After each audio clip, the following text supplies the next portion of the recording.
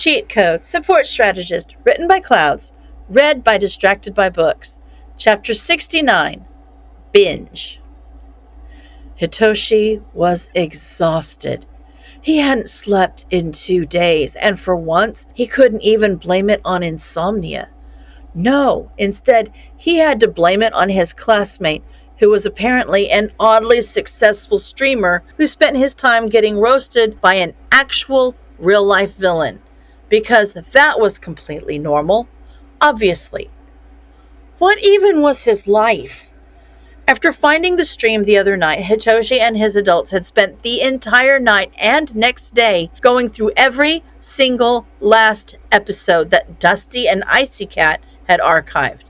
But even though they hadn't been streaming long, the duo was ridiculously dedicated to putting out content, which meant that they didn't get to bed until way past midnight. It was easy to see how the two of them had become so popular.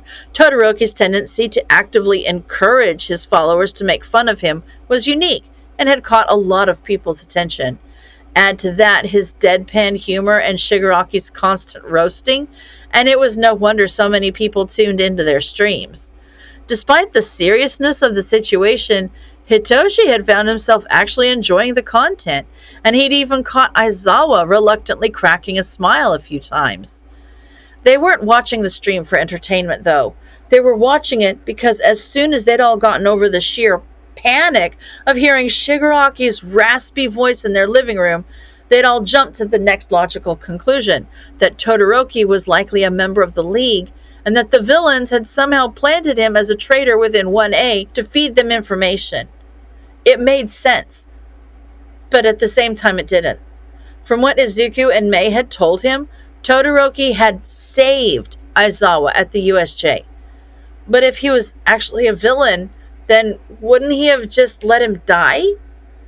That was the main reason they decided to binge the stream instead of immediately notifying the police.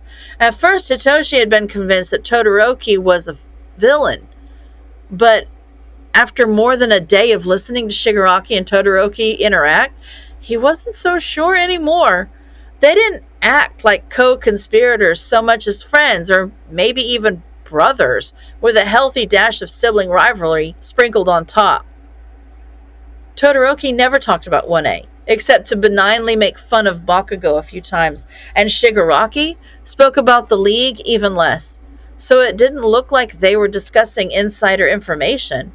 Hitoshi supposed that it was always possible that they were sharing info off-stream, but as weird as it sounded, it almost seemed like they designated the stream as some kind of neutral space where their roles as hero and villain didn't really matter.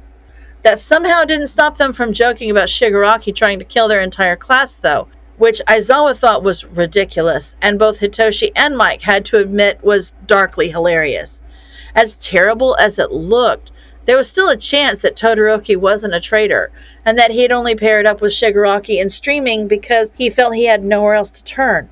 The fact that Endeavor had kicked him out, though, while surprising to learn, only added more evidence to the villain theory, because it gave him a reason. Hitoshi was so tired that he didn't even notice anyone else had come into the kitchen until a steaming mug was placed in front of him. He blinked up slowly and looked up at Aizawa. "What do you want?" "For my students to not be problem children," Aizawa said dryly, "but caffeine is the next best thing. Drink up."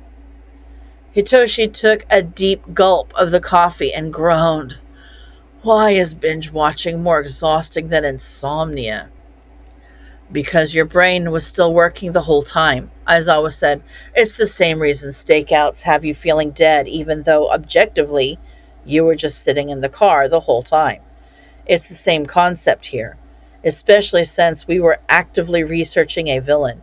The fact that it's a villain we fought before and that it affects one of your classmates only makes it more mentally and emotionally exhausting." "Oh yeah, that," Hitoshi drawled. "Where's your partner in crime? Isn't he usually the high-energy one?" Aizawa scoffed. "That's when he's gotten his beauty sleep. No, When I tried waking him up this morning, my wonderful husband told me in no uncertain terms that he would murder me if I tried to wake him up before 10 a.m.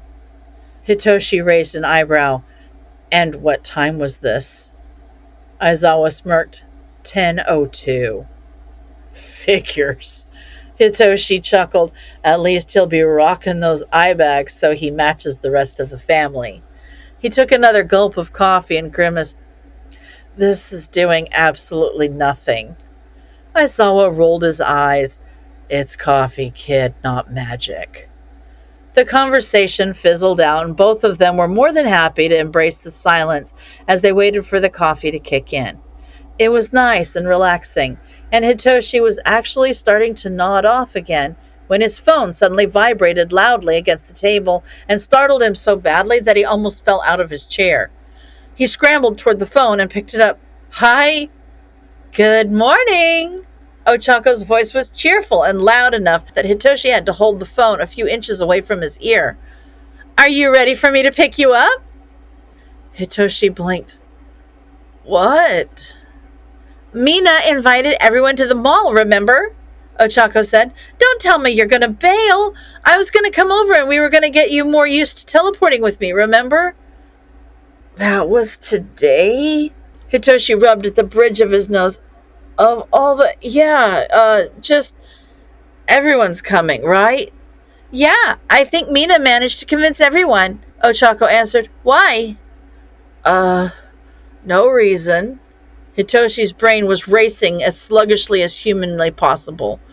If everyone was going to be there, then that meant that Todoroki was going to be there. And at this point, they had no clue if he was a villain or not. It might be a good idea to watch him and see if he was acting suspiciously for any reason. But at the end of the day, it probably wasn't Hitoshi's call. Aizawa was the homeroom teacher and the hero most responsible for Todoroki at the moment, since Endeavor had obviously noped out of the position. So anything Hitoshi planned on doing definitely needed to be cleared with him first. Right. Okay, let me just check something out with Dad real quick, and then I'll text you when I'm ready to go. Hitoshi hung up quickly and turned to Aizawa, who looked shocked for some reason, but Hitoshi shook it off. They were both too tired to really care at this point. I forgot that a bunch of our classmates are going to the mall today, and I already promised Ochako I'd tag along. I was thinking that since Mina's dragged pretty much everyone into going, then there's a really good chance that Todoroki is going too. I'm assuming you want me to keep a close eye on him, right?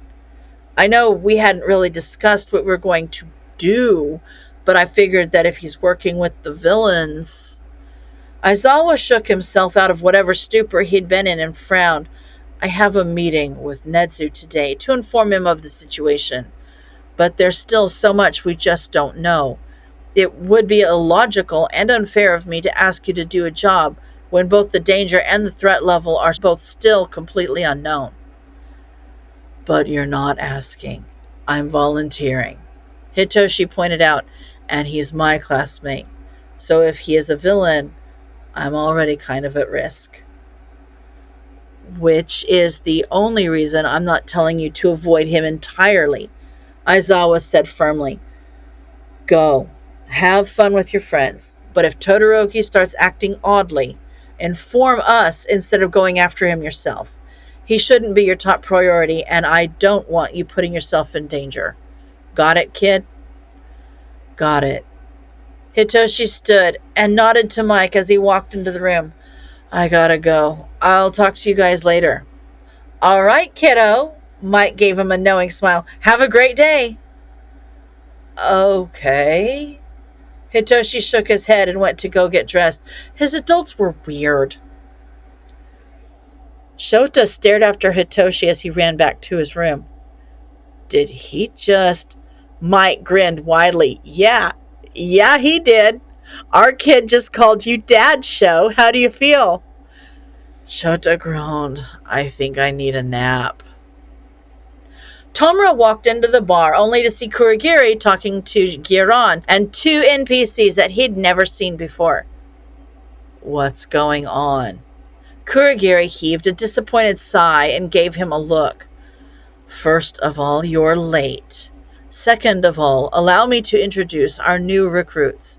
This is Dobby, and the young woman next to him is Toga. They have come to join us because of our alliance with Stain's successor. Tamura tried not to grimace as he remembered that there was a reason they'd taken Spinner out on a murder spree. He didn't want new recruits. He wanted to get an apartment and try the newest video games. Sensei had raised him to beat All Might, but at the end of the day, that wasn't what Tomura really cared about. He wanted to beat bosses, sure, but it was a lot more effective to get that sense of accomplishment from gaming rather than murder. There were more bosses to beat, for one, and fewer consequences when he failed. Eventually, he just huffed. So why are you NPCs here? The one Kurogiri had introduced as Dobby raised an eyebrow. To join your little group. I guess you're just as stupid as you look. Not that, you idiot, Tomura growled. I mean, why do you want to join? What objective are you after? Dobby gave him an appraising look, but Toga jumped right in. I loved Mr. Staney. I want to kill people and drink their blood just like he did. I want to meet his apprentice and drink his blood too. That, Tomura wrinkled his nose. That's something, I guess. And what about you, Patchwork? Why are you here? To expose the fakes masquerading as heroes, Dobby replied, not breaking eye contact. What about you? Is your reason good enough to follow you? I'm just here to beat the big boss, Tomura snapped. I don't really care if you join the party or not.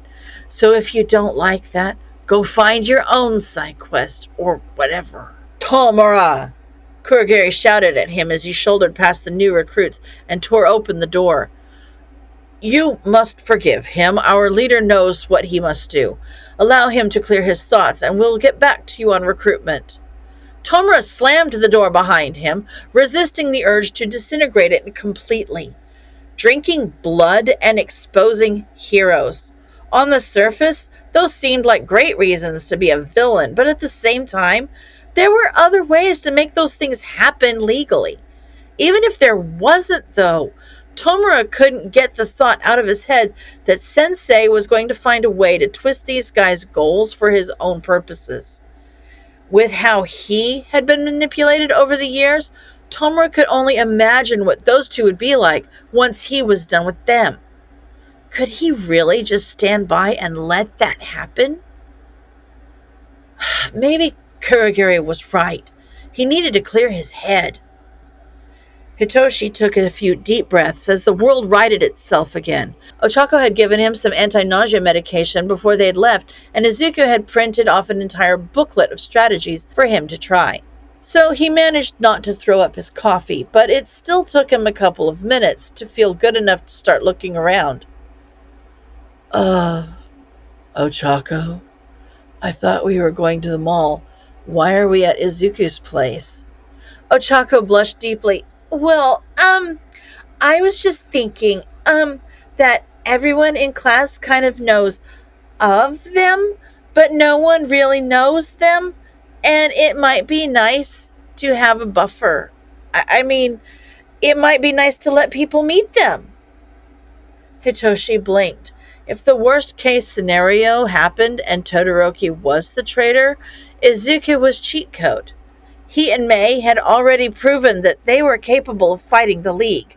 So if things went south, it would be super useful to have them around.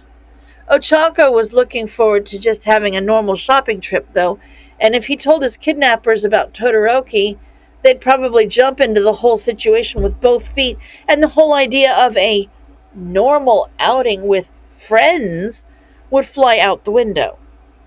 He could always tell them after, or even bring it up later if Todoroki started acting suspicious. He was supposed to be leaving at Toizawa anyway, right? Oh, yeah. Hitoshi laughed awkwardly. That sounds great. Do they know we're coming?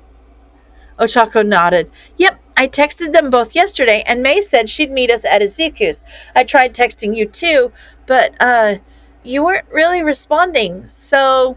Oh, I was busy.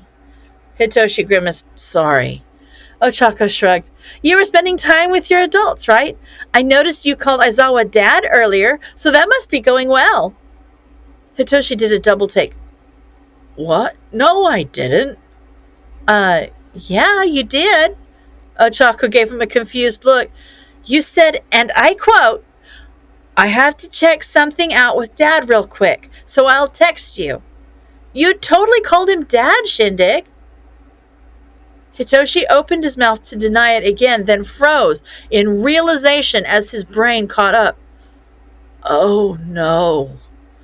I called Aizawa Dad. In front of him. And Mike was just around the corner, so he probably heard. Oh, no wonder they were acting so weird. I called Aizawa Dad. Ochako patted his back.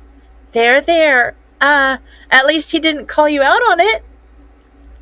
That just makes it worse. Hitoshi groaned. Right at that moment, May and Izuku came running down the stairs, or Izuku was running, and May was trying to slide down the banister. Extra credit, Kun! What took you so long? We've been waiting forever! You only know that because Mom asked why we were still there. Izuku pointed out, you wouldn't have noticed otherwise because you were too busy showing me the plans you have to make Tensei's wheelchair fly. Levitate, May corrected. It would be too energy inefficient to actually make it fly for long periods. Too much fuel would just slow him down. Ochako giggled. You two are so cute sometimes. You're like an old married couple. Izuku frowned. Why does everyone always say that? End of chapter.